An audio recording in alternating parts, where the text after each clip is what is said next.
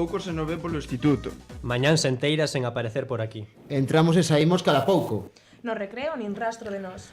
A cafetería e os vestiarios pisámolos cando nos peta. Andamos na bici. Montamos a cabalo. Gabeamos polos montes. Viaxamos. Facemos excursións e moi de cando en vez. Estudamos algo.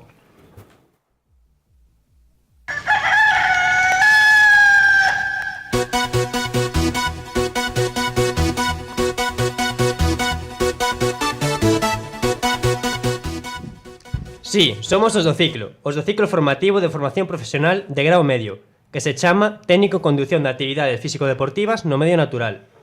E tamén queremos participar neste 13 de febreiro, Día Mundial da Radio, con noso programa Fillos do Galiñeiro, conducido por, con número 1, chegado de Brasil, Leonardo, con número 2, chegado de Donas, Daniel Candendo, co 10, chegado de Vincios, o xefe, Marco, co 4, a mami do ciclo, Antía, co 5, chegado de Viana do Bolo, Borja. E co número 6, Ceibe Salvaxe, Felipe.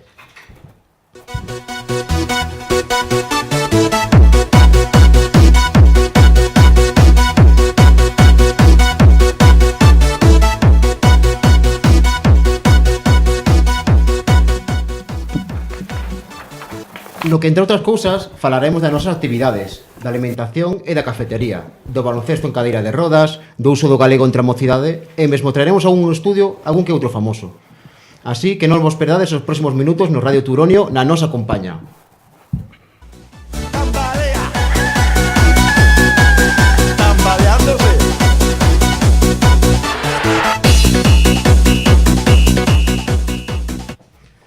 E sen máis, damos paso a Daniel e Antía, que intentarán explicarnos que foi un grupo como nós durante toda a semana. Ola, moi boas tardes. É luns 13 de febreiro. Son as 4:45, as 3:45 en Donas. Nesta primeira parte do programa falaremos do noso ciclo, xa que consideramos que a xente non sabe moi ben de que vai. Así que se queredes estar informados, non perdades detalle.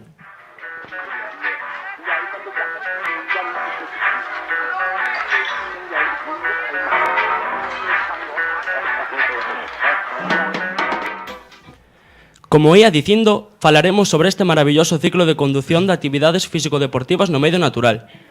Cando entramos, todos pensábamos que isto ia ser sinxelo, que habería pouco que estudar, pero non, equivocámonos. A teoría é o punto forte deste ciclo. Os profesores din que a práctica é importante, que con ela se aprende moito máis e nós así o cremos, pero a realidade é que a carga teórica é considerable. Como é de costume, cada luns e vernes temos clase no picadeiro, onde nada máis chegar, por desgraza, hai que sacar o caderno para tomar apuntes. Despois, cada quen co seu cabalo, hai que limpialo, asealo, o mellor que se fósemos nós mesmos. E non é traballo doado, porque ao ser novatos transmitimoslle medo e inseguridades, e entón eles burlanse de nós, xa que son uns animais moi intelixentes. Despois de pasar por intentos de patadas e dentadas, procederemos a preparar os cabalos para despois montalos. Xa estamos impacientes por sair facer nosa primeira ruta a cabalo, que montar só no picadeiro fase moi monótono.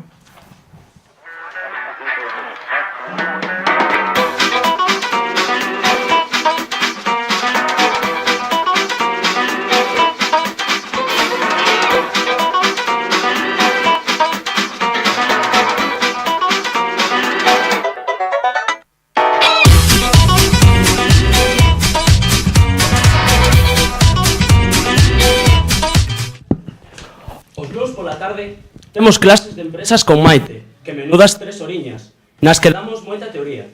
Parece que estamos nunha clase de empresariais e non de deportes. O temario desta clase faise demasiado extenso e profundo para estar nun ciclo de actividades ao aire libre. Entre o martes e xoves temos 3 horas de fundamentos biolóxicos, saúde e primeiros auxilios, que polo momento só estamos dando anatomía humana, a ver cando empezamos coas prácticas. O martes temos dinámica de grupos e os xoves actividades físicas para persoas con discapacidade, que se leva algo mellor, xa que non hai tanta carga teórica e hai bastante práctica entretida. Pelota.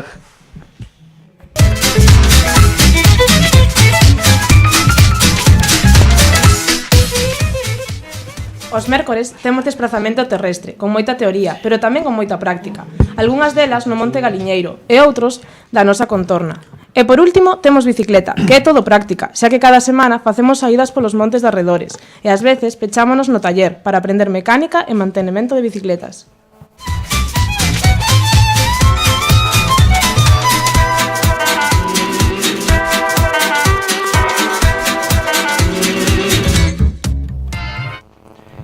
Este ciclo é moi entretido.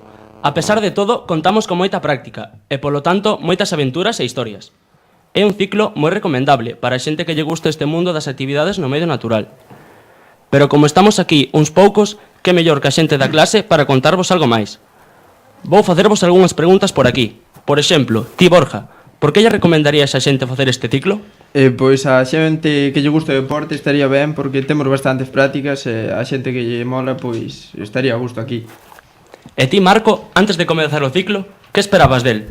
Pois sinceramente esperaba moita máis práctica, pero bueno, aínda teño esperanzas de que máis adiante se fagan máis.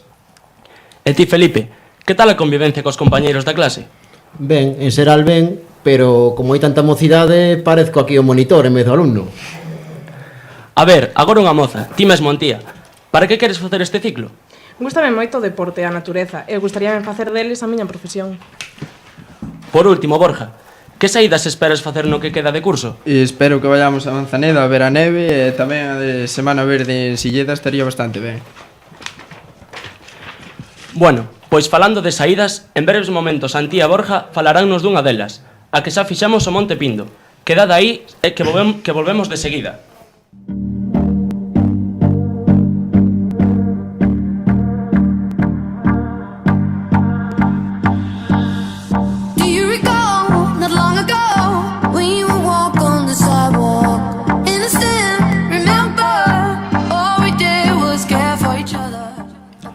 O Monte Pindo, un paraíso natural na provincia da Coruña que tivemos a sorte de coñecer. O mércores 11 de xaneiro, collemos rumbo a Coruña, onde nos encontramos na igrexa San Clemente con nosos compañeros de ciclo de Porto do Son, para comprender esta ruta xuntos. Cos mapas na man e a mochila nas costas, despois de unha breve presentación, comezamos a camiñar. Na sumida, Marco acabou derreado, pero pasamos por sendas pedregosas ao carón dun pequeno regato e poidemos ver restos de algúns muiños de agua xa abandonados. Despois de seguir subindo, coñecemos o Olimpo Celta, agrupación de pedras con formas curiosas debido á erosión. Pasando polo Pedrullo, o Castelo de San Xurxo e os soldados da Raíña Lupa, chegamos á Moa e xa estamos na cima.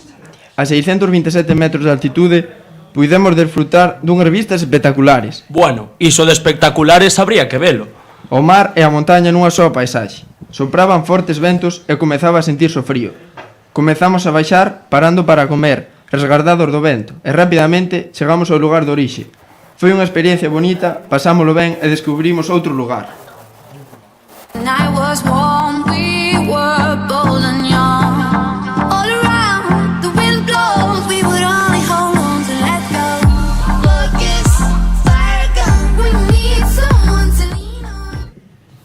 O que non fixemos foi perdernos, porque guiaba a ruta Xosé Carlos. Xosé Carlos é un antigo alumno do ciclo cunha dilatada experiencia nisto de conducir grupos a pé. Entre outras cosas, mentras estivo no noso instituto, determinou e sinalou xunto con Marcos, outro compañeiro, os roteiros das burras, percorridos que fan as bestas para seren recollidas nos curros, roteiros que podes consultar en Wikiloc. Pois ben, ademais de vir connosco ese día, pois resulta que o temos ao outro lado da liña telefónica.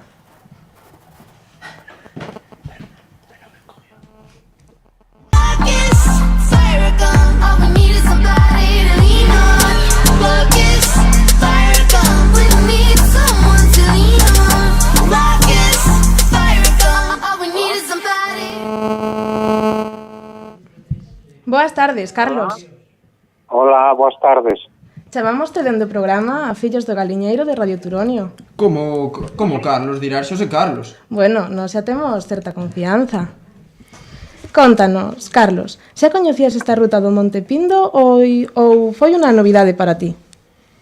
No, eu xa conocía fai algúns anos, é unhas rutas máis espectaculares que temos por aquí.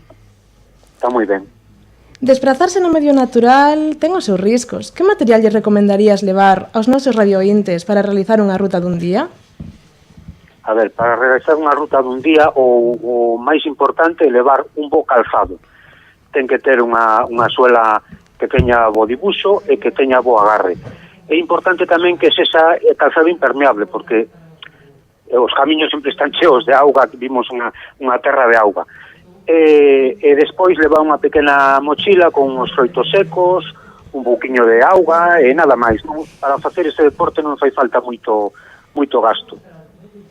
Levas xa moito tempo guiando grupos por sendeiros de todo tipo, pero por que decidiches facerte guía? Vamos a ver, isto foi casi por accidente. Eu fai anos quixen facer un cambio de vida, non? Empecé a camiñar e a xente lle empezou a gustar o que eu facía e como facía. E casi como se fora o flautista de Amelín, cando me din conta, levaba xente conmigo e tal. E decidime, bueno, pois empezar a facelo non só pensando en mí, sino pensando en os demais, e así fui surdindo a cousa, non foi dun día para outro. Tantos anos de experiencia dan para coñecer moitas sendas e camiños, pero para ti, cal foi a mellor ruta que fixeches na túa vida? Vamos a ver, todas as rutas da Serra do Caurel son espectaculares, non? Eu penso que a máis a da Devesa da Rogueira, pero bueno, para iso non hai que irse a mellor para facer rutas boas e bonitas, non hai que marchar tan lonxe. Aquí mismo a ruta do río Sabriña, que queda en Covelo, a ruta dos ríos da Fraga dos ríos Calvo e Deva, que queda na Cañiza, ou incluso a Fraga do río Barratán, que queda en Pazos de Borbén, en Moscoso. Son espectaculares, non hai que ir moi longe para ter rutas moi bonitas. Por último, Carlos, con sinceridade, que impresión te levaches de todos nós, deste grupo do ciclo deste ano, que aínda non pasamos ao Ecuador? Bueno, o grupo gustoume, se lle ve que a xente pon interés e ganas de aprender. O que pasa que aínda lle queda por aprender. pero apunta ben. Pois, isto foi todo. Moitas grazas, Carlos, por atendernos e esperamos verte pronto noutra nova aventura. Gracias a vos.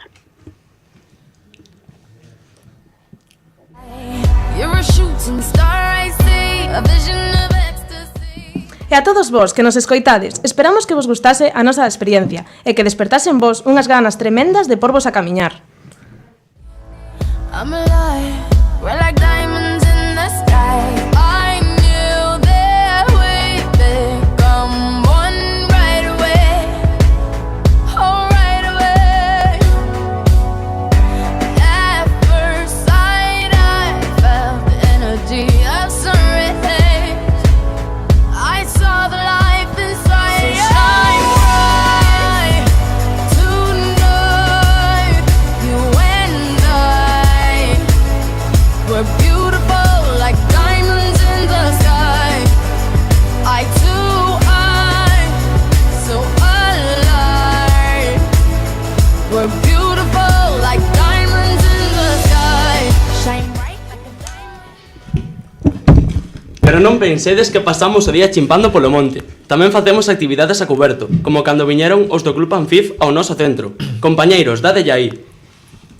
Pois sí, falaremos sobre o baloncesto en cadeira de rodas. Sobre o Club Anfif entrevistaremos a Agustín Alejos, xogador deste equipo.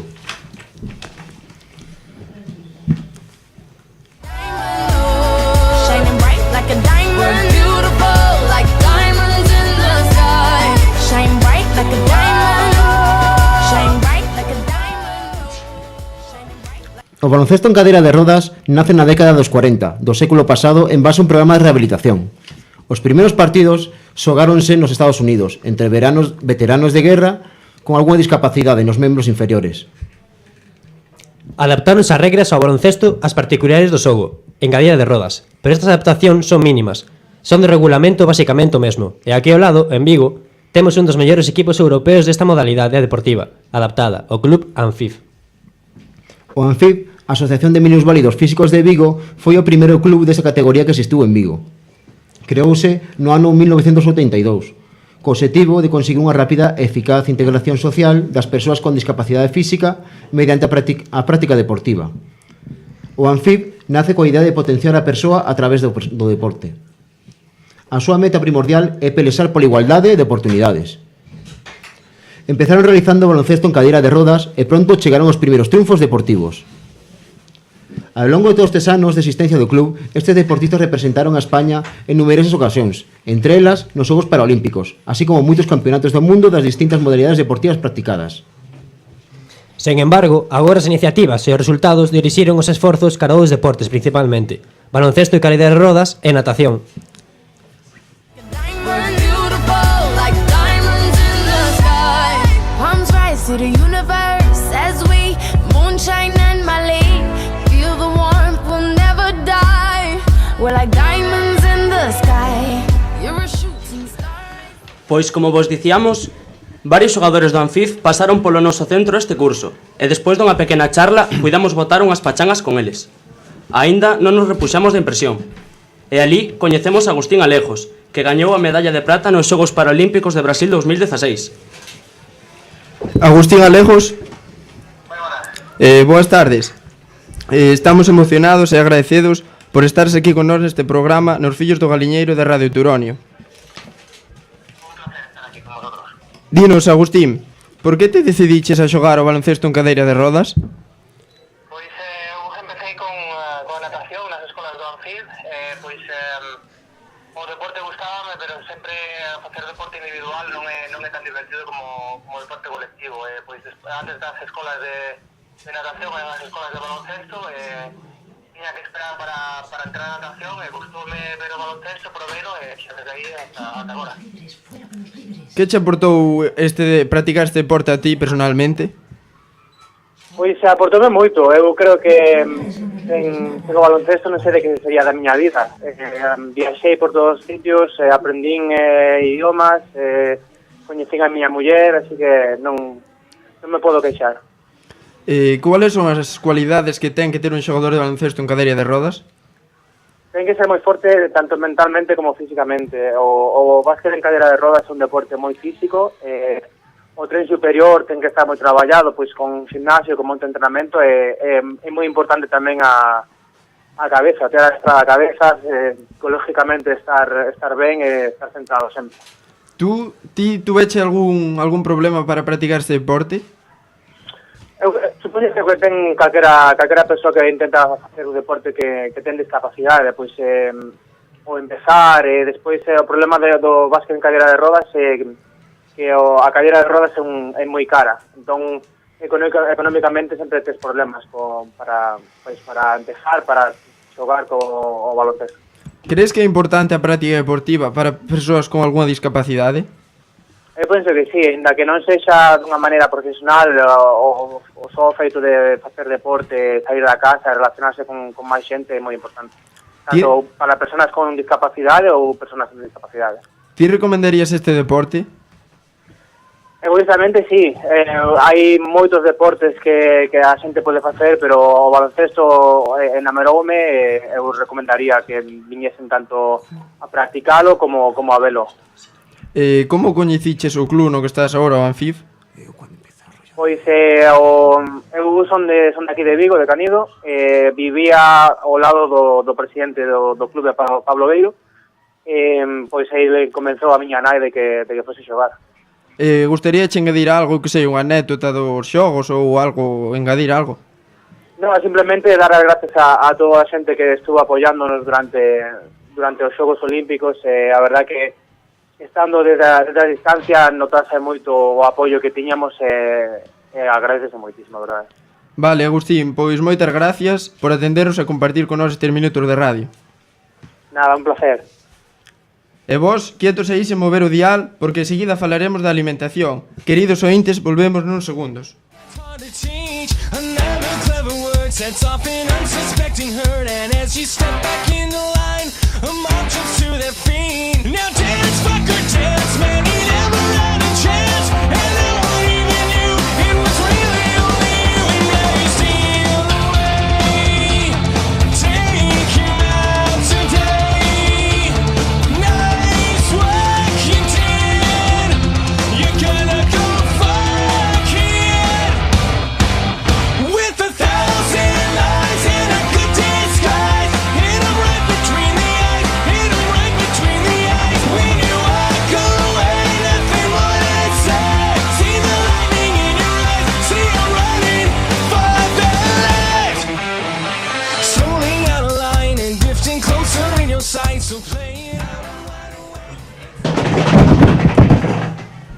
Isto é o que se escoita a cada recreo no instituto, e non é por un concerto de Justino Bieber, é porque a xente sae das clases a galope para chegar á cafetería e poder comprar os seus bolos ou o seu bocata de bacon, lomo ou hamburguesa.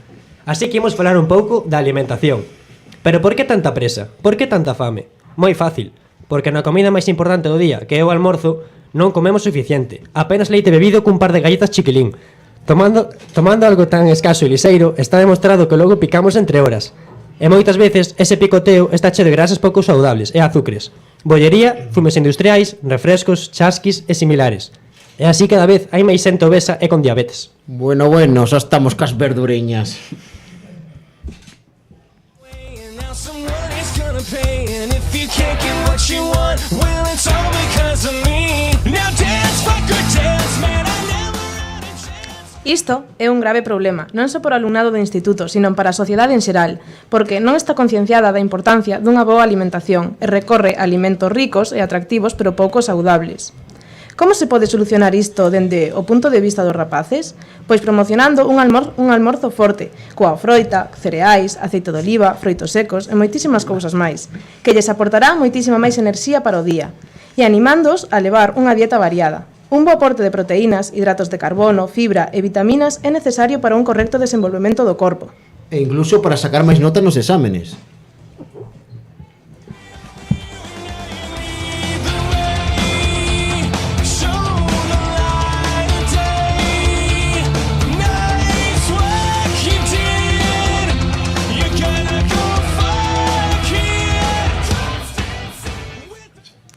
Pero, como mellora esta situación dentro da cafetería? Nada máis entrar, vemos bollería por todos os andéis. E unha esquina gochadiña, unha pouca de froita. Cando isto tiña que ser do revés. Moi a vista a froita, ou cousas sanas, e apartado nun recuncho a bollería do demo.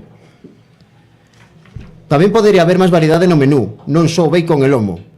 Unha boa alternativa e o paro... Para xa, Córcholis, que me vas a aburrir a audiencia, que temos con nos a todo un referente na boa alimentación, que seguro que será máis convincente que a ti.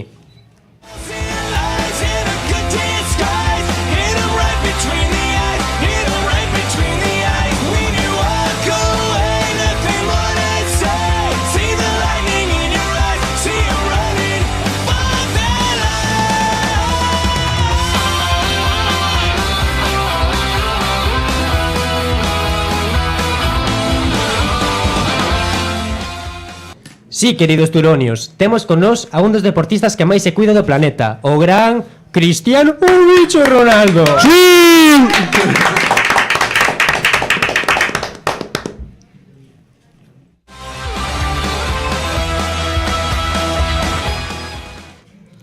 É um prazer estar aqui na Rádio As Terras de Turone. Cristiano, como faz para ter esse corpo e esse estado físico? Eu treino duro todos os dias. Eu sei que muitas pessoas têm inveja de mim, já que eu tenho um corpo muito definido. Eu acho que sem eles e minhas maquiagens, eu não seria o grande CR7. Cris, como farias ti para motivar os chavales do instituto a comer san? Eles gostam de mim, já que sou forte, bonito, rico e bom jogador. Eles têm que me ver como uma motivação, para começar a comer bem, porque só assim eles podem chegar onde eu estou. Oi, mi madre! Temos falado antes da importância do bo almorzo. Ti que almorzas? O café da manhã é a refeição mais importante do dia. Eu como laranja fazendo flexão, faço sentadilhas enquanto como um plátano. Eu amo plátano, principalmente quando está duro. Como eu disse, começar bem o dia tem que comer bem. Passamos ao tema deportivo. Cris, como ves esta liga? A liga está muito complicada, só sabem roubar. A parte boa é que sempre roubam para o Madrid. Jamón Arjona, por si te da la bajona. Despois da eliminación na Copa contra Celta de Vigo, como afrontades o resto de competicións? O Celta tem um bom time, porém deu sorte. Para as próximas competições vou muito motivado. Contra eles podem ter certeza, vai ter show del bicho. Crees que é posible gañar un Mundial con Portugal? Bom, Marco, para The Best, nada é impossível. Goles Castillo, se ven mejor desde el banquillo. Ben, rapaces, foi un placer ter con nos en exclusiva o segundo mellor xogador do mundo. Como segundo? O que importa é que eu sou o melhor, foda-se, pá!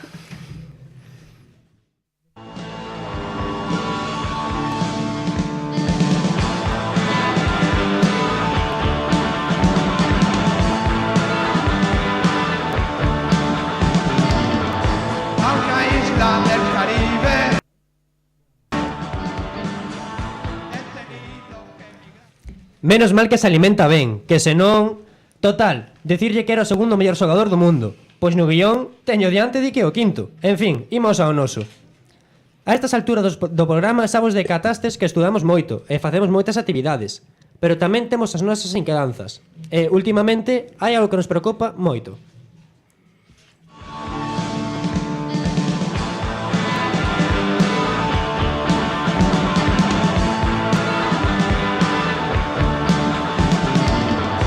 A una isla del Caribe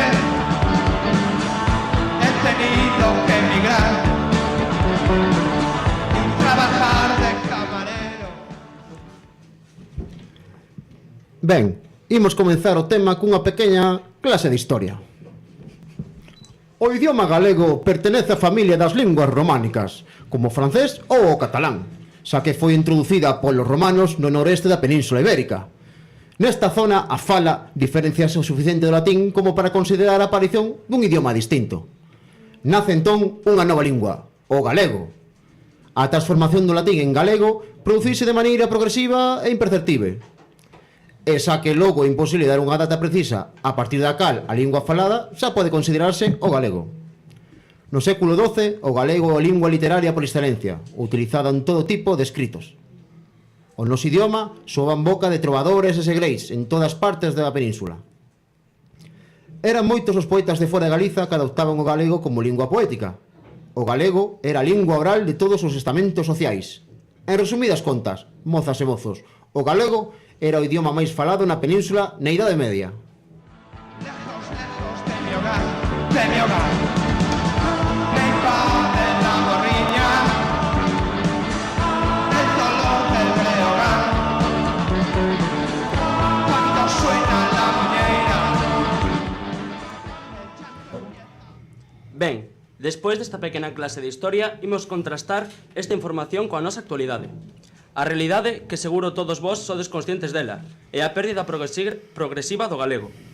Así como na Idade Media, o galego era o idioma máis falado, a día de hoxe é a lingua minoritaria. Sobre todo nas novas xeracións, na que cada vez é máis difícil atopar un mozo galego falante. Dá moita mágoa e coraxe, xa que de seguir así, o galego da nosa querida Galiza está destinado a desaparecer, xa que non hai unha política lingüística que dunha vez promocione, dinamice e normalice o uso da nosa lingua, sobre todo nas novas xeracións. Cando eu era pequena, vivía rodeada de galego falantes, pais, avós, profesores da escola, os dibuxos de Xabarín Club. Agora, ata os avós lle falan en castelán aos netos porque pensan que non os van a entender, se lle falan en galego. A gran maioría dos pais tamén falan en castelán. E a TVG parece unha cadea fantasma, que está aí pero nunca se pon. Ánimo dende aquí a todos os que me escoitades, a que valorades o galego como que é algo noso, algo exclusivo de Galiza, unha lingua fermosa e agarimosa. Valorade o noso e quitadevos da cabeza que o que ven de fora sempre é o mellor. E agora vou vos contar un chiste do graciosiño de clase. Un galego, a pasear por un camiño entre eiras, olle un home a beber auga dunha poza coa man. Non bebas de aí, que esa poza está chea de merdas de vacas. Yo soy español, a mí me hablas en castellano, yo no tengo por qué saber vuestro dialecto. Pues usa las dos manos, amigo, así coges más agua. Nos pode quedar canto aire para respirar, cantos golpes nos quedan por dar, cantas feridas. Bueno, pois ata aquí chegamos. Moitas grazas pola vosa atención e esperamos que cando nos vexades, aínda que sexa pouco, polo menos nos coñezades mellor. Por curar, só quero escoitar, só quero